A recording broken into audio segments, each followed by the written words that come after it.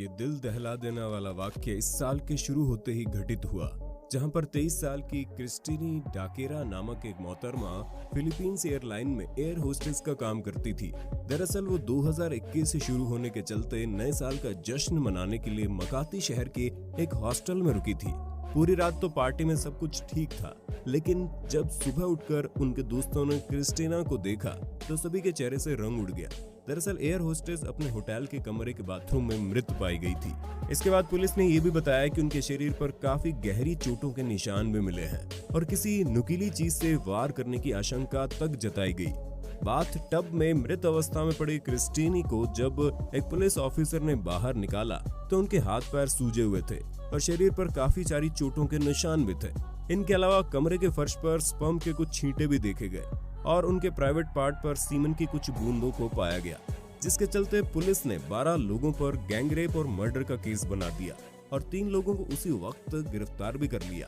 इसके बाद क्रिस्टीनी की पोस्टमार्टम रिपोर्ट से पता चला उसकी मौत ब्रेन एन्यूरिज्म नामक एक भयानक बीमारी के कारण हुई है। वहीं उनकी माताजी का कहना है कि उनकी बेटी का रेप हुआ है और फिर दरिंदों ने उसे मौत के घाट उतार दिया। यहाँ तक कि जिन 12 लोगों पर शक की नजर जा रही है वो अपने आप को गे साबित करने पर तुले हुए हैं। और तो और शक का कीड़ा अब उस पुलिस अधिकारी पर भी चला गया जिसने सबसे पहले क्रिस्टीनी की लाश को बाथ टब में देखा था। ऐसा इसलिए हुआ क्योंकि 9 फरार आरोपियों में से एक आरोपी ने ये बयान दे डाला था कि उसके साथ साथ उसके बाकी साथी भी गे हैं। उन्होंने ये भी कह डाला कि हम सब क्रिस्टीनी का खास ख्याल रखते थे, हम सब गे हैं, इसलिए क्रिस्टीनी हमारे साथ बैठने उठने, हमारे साथ किसी भी प्रकार का कोई डर महसूस नहीं करती थी। कोर्ट ने भी इस बात को मानने से इनकार कर दिया कि क्रिस्टीनी के साथ रेप जैसी कोई वारदात हुई है। इसी वजह से इस केस को दुनिया के सामने सबसे पहले लाने वाले पुलिस इंस्पेक्टर को भी इस केस से निकाल दिया गया। लेकिन इसके बावजूद भी वो पुलिस इंस्पेक्टर इस केस की छानबीन करते रहे और सीसीटीवी फुटेज और कमरे में मिले वीडियो के कुछ अंशों की मदद से ये साबित करने की कोशिश करते रहे कि क्रिस्टीनी के साथ गैंगरेप ही हुआ है।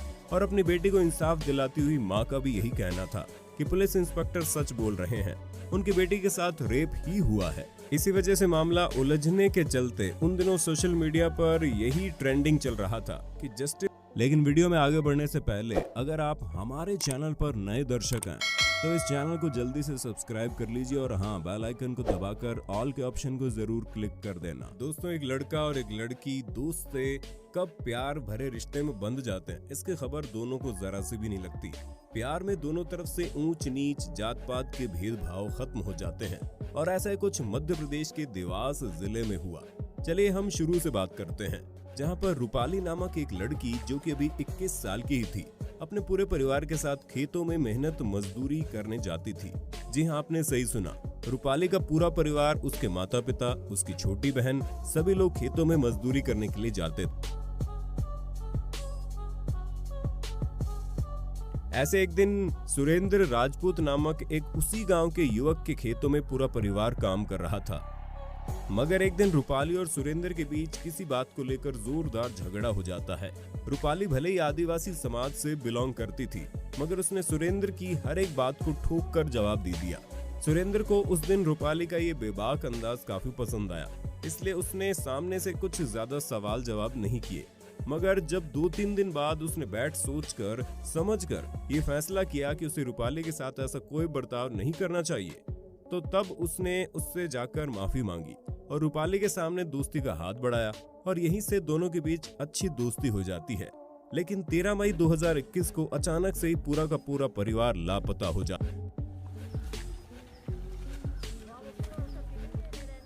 जाने के बाद पुलिस इस मामले की जांच पड़ताल में व्यस्त हो जाती है। गांव के कुछ लोग ऐसा कहते हैं कि परिवार हमेशा हमेशा के लिए ये गांव छोड़कर चला गया है। हालांकि पुलिस सुरेंद्र से भी संपर्क करती है। इसके बाद सुरेंद्र खुद ब खुद थाने जाता है और पुलिस वालों को ये हौसला जताता है कि आपको अगर किसी भी प्रकार की मदद चाहिए तो मैं करने को तैयार हूँ, बस रूपाली और उसके परिवार को किसी न किसी तरीके से ढूंढ लीजिए। और वो ऐसा इसलिए कहते हैं क्योंकि सुरेंद्र अब रूपाली से प्यार करता था। जहाँ जहाँ पुलिस केस की छानबीन करने जाती वहीं सुरेंद्र भी उनके साथ ही जाता। पुलिस को एक बार के लिए भी सुरेंद्र के ऊपर जरा सा भी शक नहीं हुआ। उन्हें लगा ये रूपाली का दोस्त था, आज भी है, इसीलिए तो उसकी इतनी चिंता हो रही है।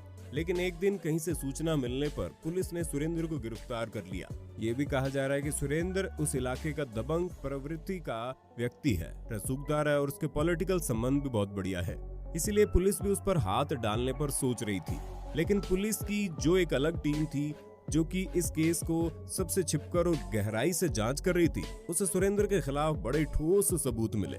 आखिरकार उन्होंने उसे हिरासत में लिया और फिर बाद में उससे पूछताछ की। पूछताछ में पता चला कि वही सुरेंद्र जो रूपाली को प्यार करता था, असल में वही उसका कातिल है। और आगे और भी गहराई में जाकर पता चला पवन जो रूपाली का चचेरा भाई था, वो सुरेंद्र का बड़ा अच्छा दोस्त था। इसलिए सुरेंद्र के कहने पर पवन ने रूपाली को 13 तारीख की सुबह को सुरेंद्र से मिलने के लिए उसके खेतों में लाया। रूपाली उस दिन अकेली थी, उसके परिवार का कोई भी मेंबर वहां मौजूद नहीं था।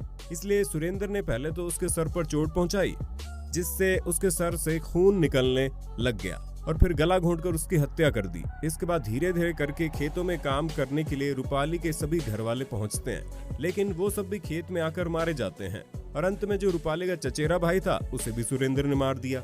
अब इतने सारा खून करने के बाद सुरेंद्र एक जेसीबी की मदद से 10 फीट गहरा गड्ढा खुदवाता है और फिर बाद में उन 5 ही लाशों को उस गहरे गड्ढे में डाल देते हैं। इसी के साथ साथ उन पर यूरिया और नमक का इस्तेमाल किया जाता है ताकि वो लाशें जल्द से जल्द गल सकें और इसके खिलाफ सभी सबूत जल्द से जल्द मिट जाएं। लेकिन दोस्तों, जो इतना बड़ा झूठ था वो ज्यादा देर तक छुप नहीं पाया और हैरानीजनक बात ये निकली कि जब पुलिस द्वारा उस गहरे गड्ढे से लाशें निकाली गई तो रूपाली और उनकी दोनों बहनें के तन पर कपड़े मौजूद नहीं थे, जबकि उन लड़कियों की मां और उनके चचेरे भाई के शरीर पर कपड़े थे। इसी वजह से इसके बाद ये अनुमान लगाया जा रहा है कि इन लड़कियों के साथ या तो इनके मरने से पहले या मरने के बाद रेप हुआ है। पर इस केस में आगे एसपी सूर्यकांत कहते हैं कि रेप नहीं हुआ, बल्कि उनके कपड़ों को इसलिए उतारा गया कि उनकी लाशें जल्द से जल्द गल सकें। पर दोस्तों, जब रेप नहीं हुआ तो लड़कियों के कपड़े उतारे हुए क्यों थे? और रही बात लाशें जल्द से जल्द गलने की, तो इनकी माँ और चचेरे भाई के कपड़े क्यों नहीं उतारे गए? खैर, अभी भी कुछ सवाल खड़े हो रहे हैं जिनका जवाब देने से अभी पुलिस भी घबरा रही है, क्योंकि अगर ये केस हत्या से रेप में बदल जाता है तो बड़ा भी हो सकता है। लेकिन दोस्तों, ये केस अभी भी जारी है और जो मुख्य आरोपी है वो अभी पुलिस की हिरासत में है। तो आज की वीडियो में बस इतना ही। हमें उम्मीद है आपको हमारी वीडियो पसंद आई होगी। ऐसे ही वीडियोस देखने के लिए आप हमारे चैनल को जल्दी से सब्सक्राइब कर लीजिए और हाँ, वीडियो को लाइक करना और दोस्तों के साथ शेयर करना मत भूलना। तो मिलते हैं एक और कमाल की मजेदार वीडियो के साथ, तब तक के लिए नमस्कार।